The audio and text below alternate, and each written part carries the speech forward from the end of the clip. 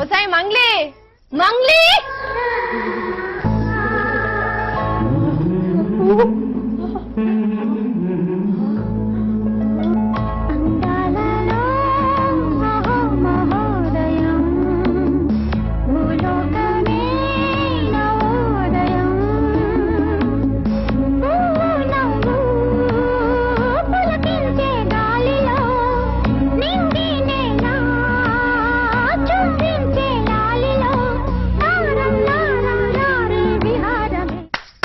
ఎవరక్కడ? అరే సాయిలు, దాని మీద కుదిరితే ఒక బిందా, వీలైతే గ్లాస్ నీళ్లు తెచ్చుకుమరిరా. ఎవరు నువ్వు? నేను ఇప్పుడు ఎక్కడున్నా? You are sleeping in the HMTV office, snoring under the AC. You know అంటే ఏంటి అర్థం కాలే? నువ్వు హెచ్ఎంటీవీ ఆఫీస్ లా ఏసీ కింద గురకదాన్ని వన్నవే అని.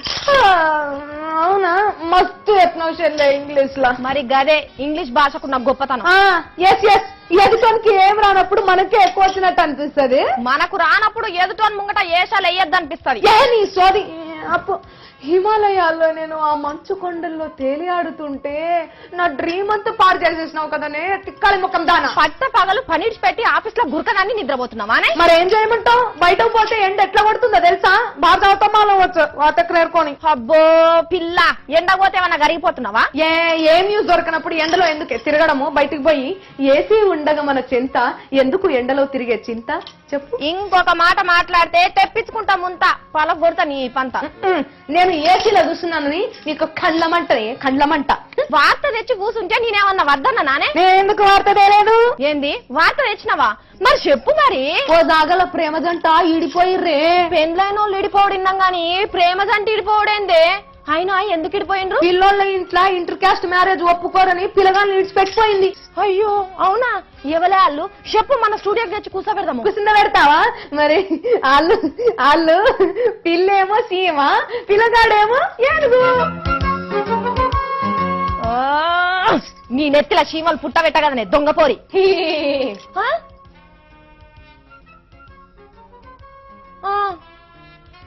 అయ్యో సరే సరే, నవ్వింది చాలు గాని ఇక నేను తెచ్చిన వార్తను.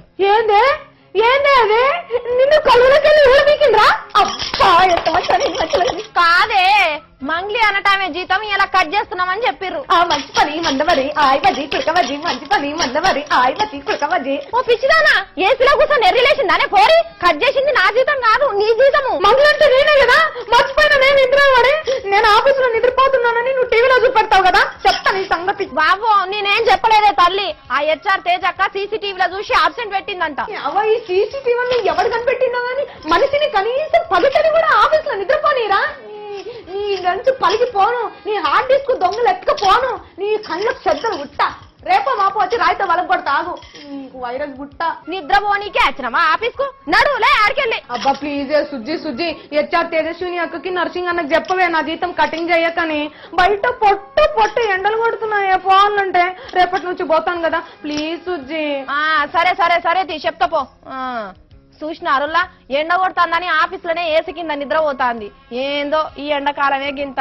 పట్ట పగటిలు కాగానే కమ్మగా నిద్ర కుమ్ముకొస్తుంది కదా. అమ్మో, దీని నిద్ర నీళ్ల పాలుగాను నాకు అంటుకున్నట్టున్నది. కాయకో ఈ పాడు సమాజం. ఏసీ కింద కూర్చున్నామంటే చాలు కళ్ళల్లో నిప్పులు పోసుకుంటారమ్మా. గివుల్లా ఇవాళ నేను పట్టుకొచ్చిన జోర్దార్ వార్తలు. మళ్ళీ వచ్చేటప్పుడు మంచి మంచి జోర్దార్ వార్తలు పట్టుకొని వస్తా. అప్పటి వరకు చూసుకుంటూనే ఉండరు హెచ్ఎం టీవీ.